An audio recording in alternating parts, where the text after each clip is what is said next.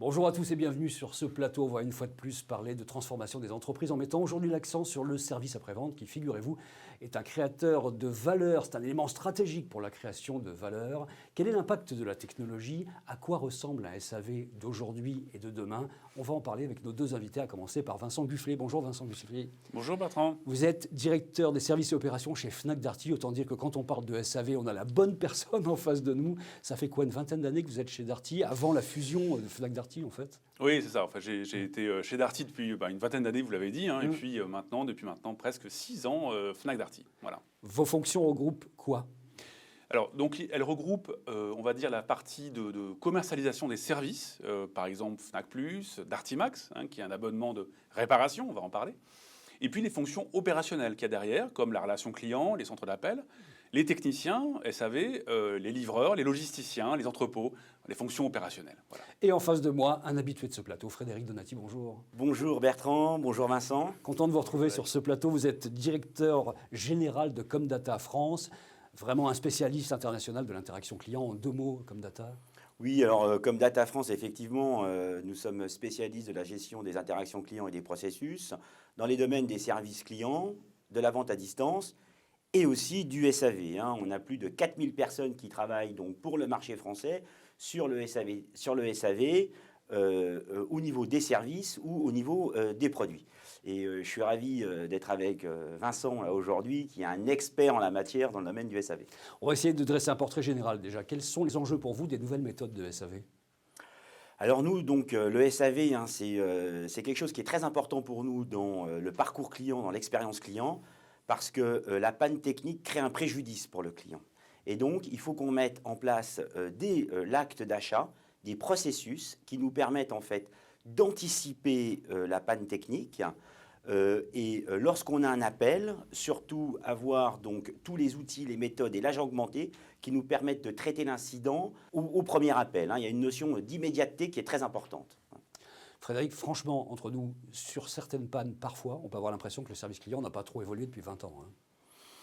C'est presque vrai en fait. Globalement, on a une panne, on appelle le service client, même si aujourd'hui on a des outils qui nous permettent d'être un peu plus efficients avec le client pour le traitement. Et c'est tout l'enjeu de Comdata dans les prochaines années, ou dans les prochains mois, c'est-à-dire repenser les processus clients de bout en bout, de telle façon à mieux aider le client dans l'usage de son produit, faire du préventif plutôt que du curatif, et lorsqu'il y a un appel, traiter l'incident en première instance. Qu'est-ce que vous en pensez, Vincent? C'est vrai qu'il y a certains endroits, évidemment pas chez vous, parce que vous êtes un petit peu en avance de phase depuis longtemps là-dessus, où on avait le sentiment que ça n'a pas trop bougé en fait. Alors, on va parler pas mal dans la suite de la discussion de ce qui reste à faire, donc notamment sur la partie technologique, etc.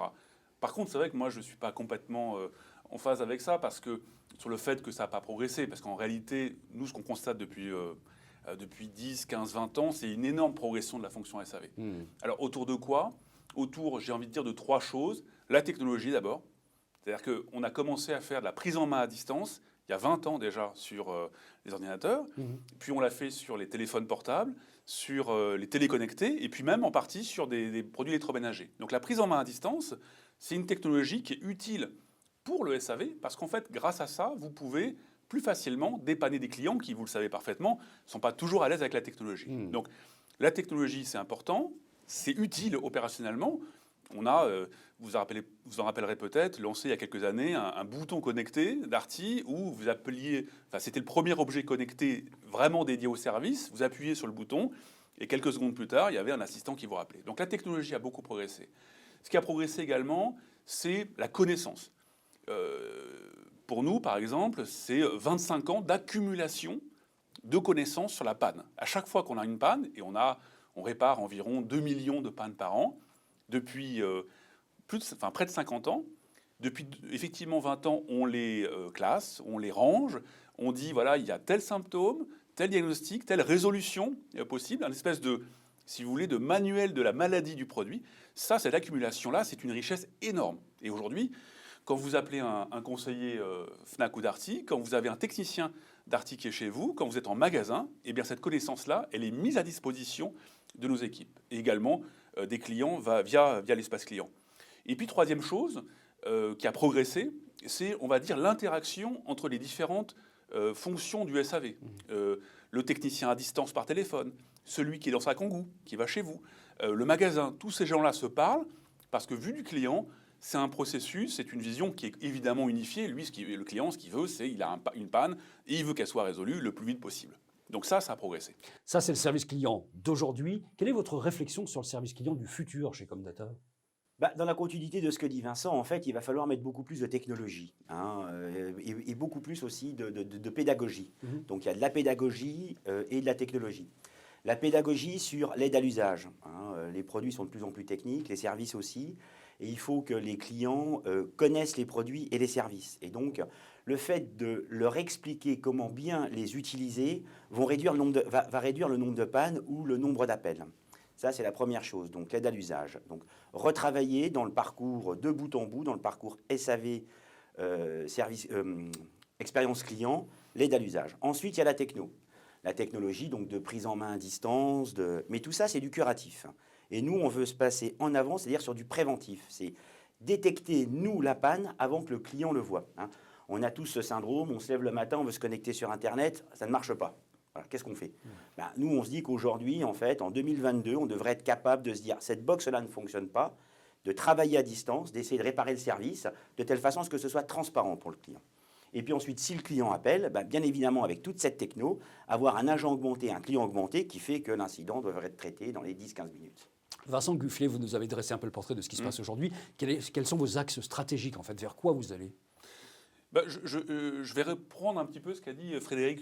Pour nous, il y a quand même deux grands axes, si vous voulez, de grands maîtres mots pour le futur. Le premier, c'est l'immédiateté. Parce que si vous voulez, un client, quand un produit tombe en panne, c'est d'abord un client, quelque part chez lui, qui va noter sur un post-it appelé Darty, par exemple, parce que mon lave-linge est en panne ou autre chose. Notre mission à nous, c'est de faire en sorte que le client raye son post-it le plus vite possible. Pourquoi ? Parce que donc il va appeler un centre d'appel, il va éventuellement aller en magasin, il va tomber sur un assistant technique qui, on l'espère, grâce à la technologie, les bases de connaissances qu'on a évoquées tout à l'heure, va résoudre son problème. Si ce n'est pas le cas, un niveau 2 va rappeler le client pour essayer avec plus de technicité d'y arriver. Si jamais on n'y arrive toujours pas ou qu'il faut remplacer une pièce détachée, on va envoyer quelqu'un à domicile.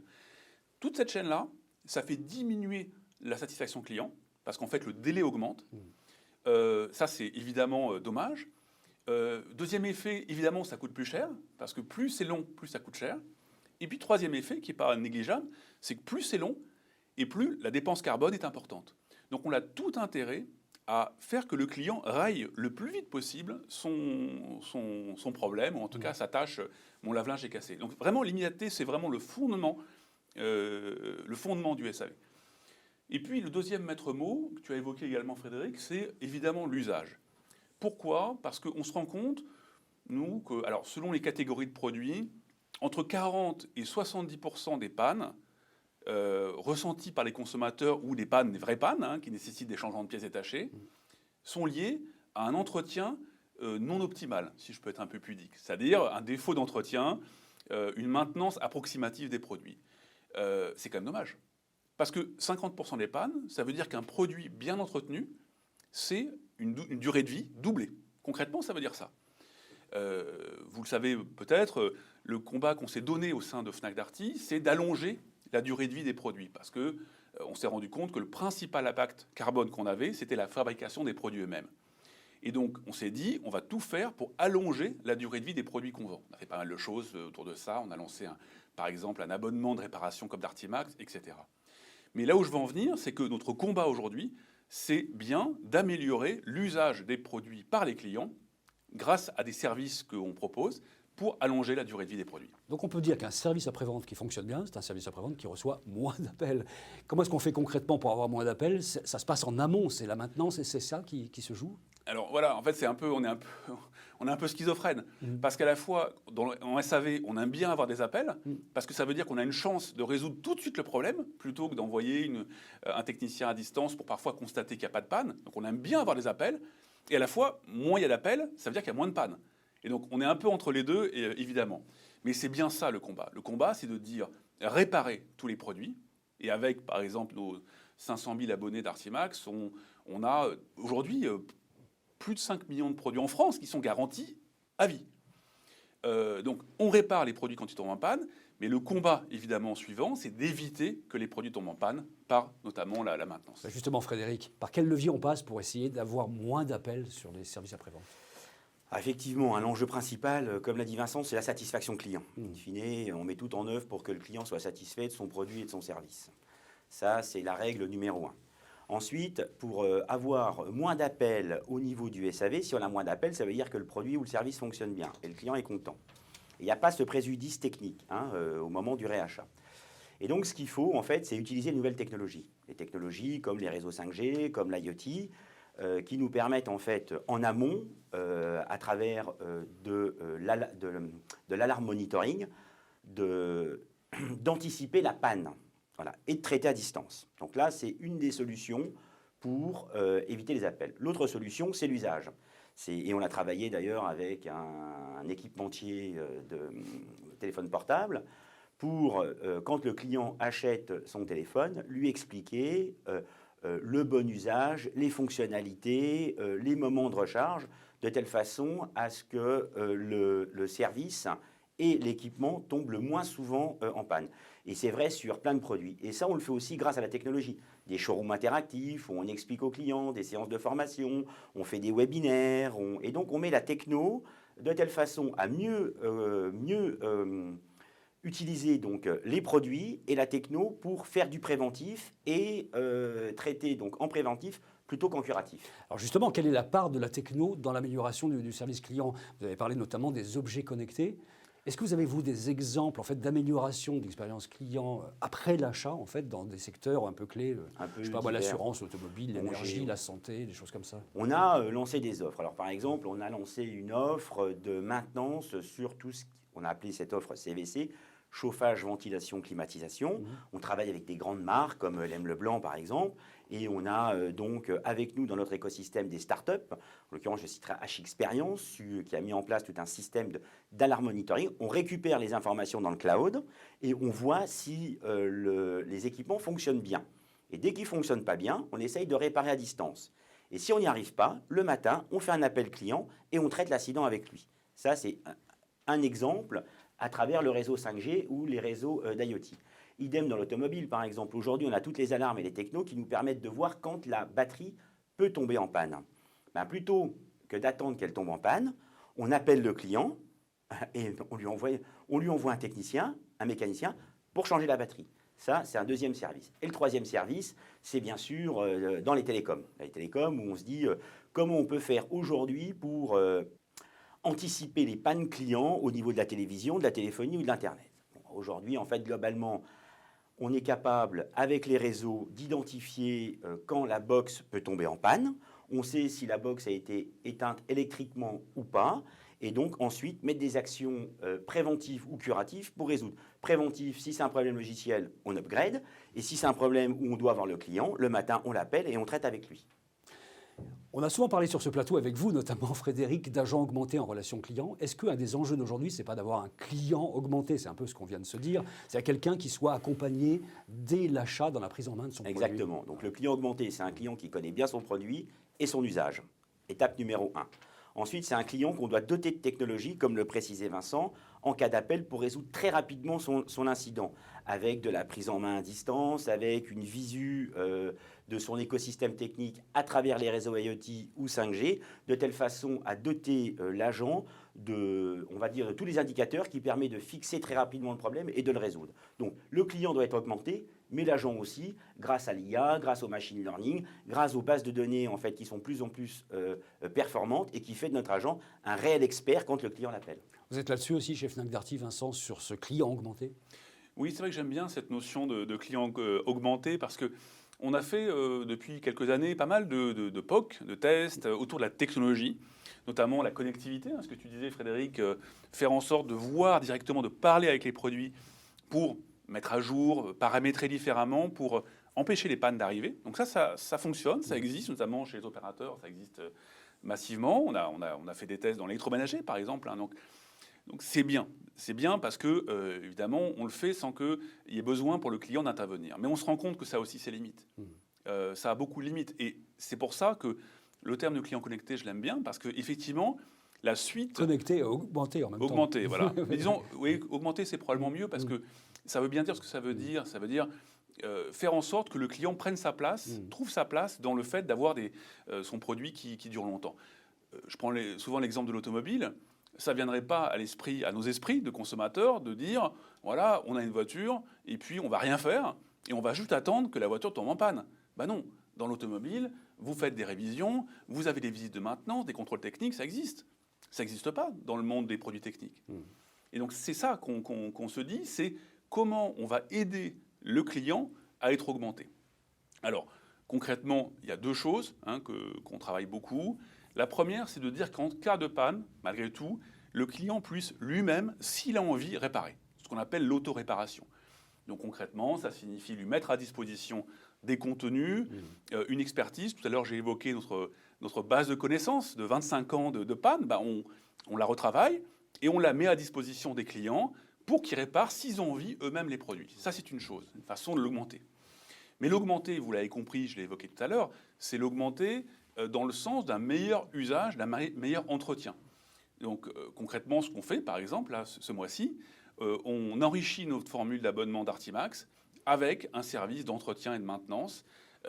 Concrètement, ça veut dire qu'on propose à nos clients, à distance, en visio typiquement, de pouvoir faire la maintenance des produits au domicile.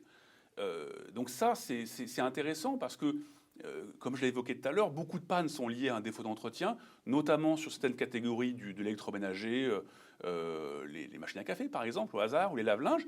Eh bien, il y a des conseils d'entretien, il y a une espèce de pédagogie à avoir vis-à-vis des clients qu'on s'astreint à avoir maintenant pour augmenter, allonger la durée de vie des produits. Donc on est vraiment dans un partage de connaissances entre vous et vos clients, en fait. Ça, voilà, ouais. Mais partage de connaissances, mais encore une fois, oui, mais en partant de l'idée que le consommateur, l'entretien de ses produits, c'est pas non plus sa tasse de thé. Ouais, il faut pas se mentir. Je veux dire, la vérité, c'est que les gens lisent de moins en moins les notices, que quelque part, on n'a pas envie de passer du temps non plus à faire le nettoyage de son broyeur à café ou de nettoyer les filtres des machines. Donc, il faut partir du réel. Et le réel, c'est effectivement que nous ne sommes pas spécialement collectivement intéressés ou en tout cas avons une action majeure sur l'entretien de nos produits. Donc ça, il faut aider. Il faut être pédagogue, il faut donner quelques conseils simples pour, encore une fois, les conseils simples permettent d'allonger réellement la durée de vie des produits. C'est ce qu'on voit en fait. Vincent, chez Fnac Darty, vous avez externalisé votre service client. Quels avantages vous trouvez à ça ? Alors, on l'a externalisé en partie. On a une partie en interne, une partie en externe. Je dirais que ça a beaucoup d'avantages. Le premier, c'est de pouvoir effectivement, on va dire, se benchmarker, comme on dit en bon français, entre nos capacités en interne et puis ce qui se fait de mieux en termes de relations clients, qui sont les spécialistes de la relation client. C'est intéressant. Ça permet de créer également des ponts dans la partie innovation, technologie, donc c'est tout bénéfice. Et j'ai envie de dire, comme souvent d'ailleurs, le fait d'avoir un mixte entre interne et externe permet de gérer opérationnellement au mieux l'activité. On va terminer avec Frédéric sur un résumé finalement des 3 étapes clés qui font un SAV du futur, appelons-le comme ça. Oui, alors donc pour résumer en 3 étapes, donc encore une fois, notre philosophie, nous, c'est vraiment le bout en bout et la satisfaction client et d'avoir le meilleur SAV au meilleur coût pour nos clients. Voilà. Et si je dois résumer, en fait, je verrai 3 étapes. 1, l'usage, bien expliquer comment utiliser les produits. 2, le préventif versus le curatif. Le préventif grâce à la technologie, au réseau IoT, au réseau 5G. Et ensuite, donc, si on est dans du curatif, c'est l'immédiateté grâce au client augmenté et grâce à l'agent augmenté. Et tout ça à partir de réseaux, de techno, d'outils qui nous permettent d'être hyper efficaces et hyper rapides dans le traitement, dans la résolution d'incidents. Vincent, vous les qualifiez avec les mêmes mots, ces 3 étapes ? Je souscris complètement. C'est immédiateté, on l'a évoqué tout à l'heure, c'est le fondement même du SAV, le répondre rapidement. L'usage et l'entretien des produits, c'est ce qu'on vient d'évoquer. Donc c'est vraiment la clé du SAV de demain. Bon, merci beaucoup Vincent Buffet d'être venu sur ce plateau. Ça a été enrichissant, vous avez apporté vraiment pas mal d'informations sur ce que vous faites. Vous êtes directeur des services et opérations donc, chez Fnac Darty. donc en charge du SAV aussi. Merci beaucoup. Merci Frédéric. Merci Bertrand. Merci beaucoup. Merci Vincent. Voilà, merci Frédéric Donati, donc le DG de Comdata France, une fois de plus sur ce plateau pour parler globalement transformation des entreprises. Et puis aujourd'hui, on parlait SAV. Du SAV. Et on se retrouvera de temps en temps et régulièrement avec pour plaisir. parler d'autres sujets. Avec plaisir. Merci à tous de nous avoir suivis. À bientôt.